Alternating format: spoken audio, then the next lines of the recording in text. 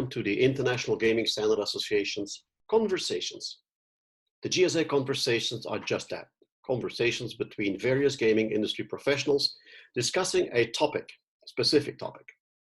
They're intended to be informative and to generate questions. I'm Peter de Raad, GSA's president, and we have with us Mark Pace, managing director of GSA Europe. Hello, Mark. Hello. Today's conversation topic is a short introduction of one of GSA's most important standards, the Game to System or G2S standard. GSA will also be hosting a 1-hour Zoom session with Q&A on the topic of how GSA's Game to System standard benefits the industry. But for now, let's discuss what is G2S. Hey, Mark, we talked about the value that G2S brings to operators and regulators, and it's frustrating that so many in the industry still don't seem to understand what the value is. Why do you think that is? Well, I think while it's disappointing that G2S is still not widely understood, I kind of understand why. I mean, it's a technical communication language that connects slot machines to systems. Mm-hmm. Most people don't really want to get into those details. But we don't need to get into techie details, right, to understand this. Well, I mean, yeah, you don't have to get down into the bits and bytes, but there is some amount of tech talk involved.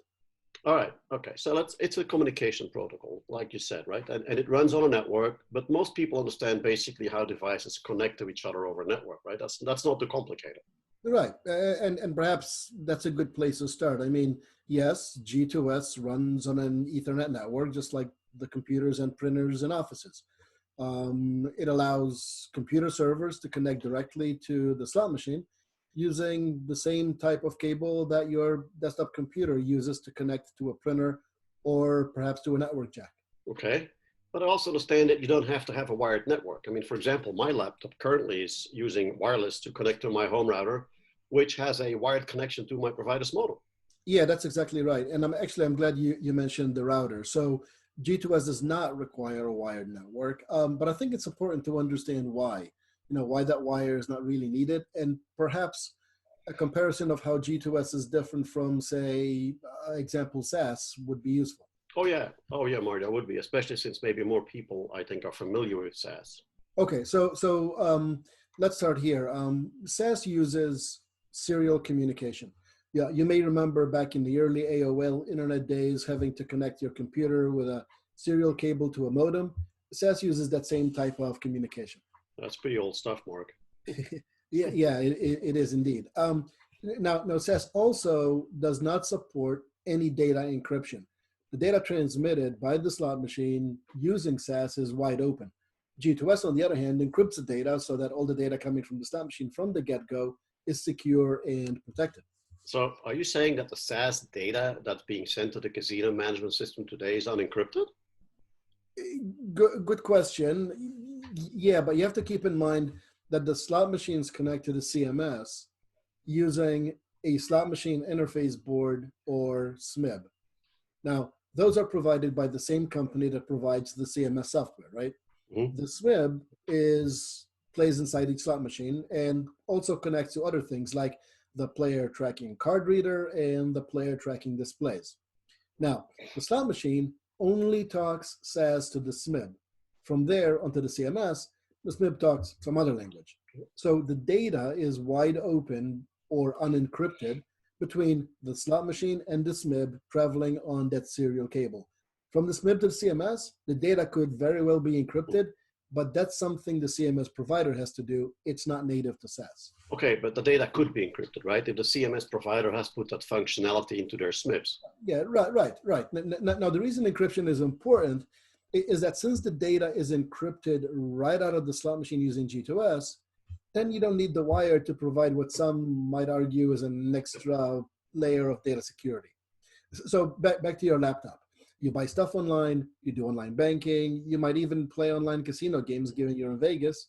All of that is happening mostly in a wireless way. So this is proven technology. Oh, well, that's a big deal. I mean, one of the main obstacles that we always hear when we talk about G2S adoption is the cost associated with running cables, right, and implementing high-speed networks.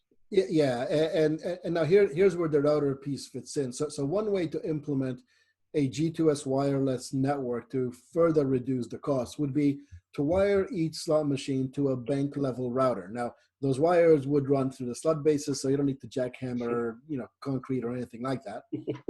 The router would then handle the wireless traffic from the bank up to the casino's computer systems. So really, the routers are an easy way to implement a wireless network, very similar to what is used in a variety of other businesses today. Exactly right. Okay, so we have also explained to many operators that they don't have to replace all their slot machines, specifically because of how G2S works. Can you talk about that, since it addresses another aspect of the cost for them? Sure, and cost is probably one of the biggest of the misconceptions about G2S, right? I mean, people talk about the cost to install networks, which we've addressed, cost to replace slot machines, which I'm going to talk about, and cost to replace casino management systems, which we'll get to as well. But I mean, sure, there is some cost. I mean, obviously, things don't happen for free. I mean, there are things that you will need to install. But there are also ways to implement G2S that allow the value it generates to offset the cost. It seems like every time we talk to operators about G2S, they get really excited about all the features and the functions. They leave the meetings, all super hyped up, and then nothing seems to happen. Yeah, like you said, there is a cost, right? I mean, even if you go the wireless route, you still have to potentially implement a wireless network and buy routers. That's not free. Right, and yes, there will be a cost, but let's go back to one of those components of cost, if you would, the idea of replacing slot machines. Okay, so you said that SAS connects to the slot machine serial port, and the G2S uses Ethernet, so it must connect to the slot machine's Ethernet port, right? Yeah, that's right. But assuming the slot machine has an Ethernet port, I imagine what you're going to describe is how you don't have to replace slot machines because SAS and G2S can coexist. That's very true. Now, let's talk a little bit about how SAS and G2S can, in fact, coexist from a software perspective, right? So each slot machine has an operating system that runs the game theme software. Now, an operating system could be Linux or Windows-based. Each one is designed to talk either SAS or G2S. Now, as you know, I used to work at WMS Gaming for many years, and I can tell you that back then, the OS we used supported both simultaneously. I would imagine that other manufacturers may be doing the same thing already, or some may have to do it for the first time. Bottom line is, yeah, there might be some effort and therefore cost in putting both languages in a single OS, but that cost is going to be significantly less than replacing slot machines. Okay, that makes sense. But there may also be slot machines that just simply don't have the processing capabilities, or maybe don't have the connections. Those will have to be replaced. Sure. And ones that don't have, for example, an Ethernet port or can't support an OS that has both SAS and G2S on it, yeah, of course, those will have to be replaced. But that's also a great intro into that other misconception, the one about having to upgrade or replace all the slot machines at the same time. That's not necessary.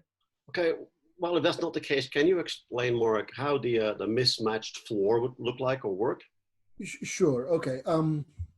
So I guess if you take a step back, the reason slot machines running only SAS and slot machines running both SAS and G2S can coexist is essentially that both of them will still be running SAS, right? Yeah. So the SAS and G2S languages will be used to connect to different things to different systems doing different things.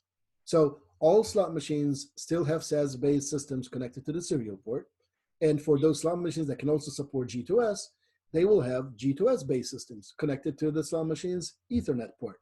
Now, this also tees up that other area of confusion related to G2S, which is that operators have to replace or upgrade their CMS if they implement G2S. So let me be very clear here. No one is suggesting that an operator should replace their CMS. And again, that's because, as we've discussed, the slot machines talk SAS to the SMIB via the serial port, which in turn talks to their current CMS. We're not talking about touching any of that. What we are talking about is that if operators have access to slot machine operating systems that support both SAS and G2S, well, then they could keep their existing capabilities and also take advantage of the G2S capabilities by connecting G2S systems separate from the SaaS-based systems that they already have. So Yeah. in that case, both would work in parallel, but separate within the same machine. Yeah, that makes a lot of sense, Mark. So to summarize our conversation, G2S is an Ethernet-based protocol that natively supports encryption and therefore is very well suited to run wirelessly. Right. Slot machines that can be upgraded to run an OS that supports both communication languages simultaneously will be able to connect to the existing CMS as well as G2S-based systems. That's right. That means that slot machines can be upgraded over time, right? Reducing the cost impact and at the same time allowing the value of using the G2S to sort of prove itself. That's exactly right. Okay, Mark, fantastic. This was a fun conversation. And to our audience, thank you for listening. Please send us your questions and comments by contacting us. Information on doing so can be found at our website, igsa.org. And until the next conversation, thank you. Thank you.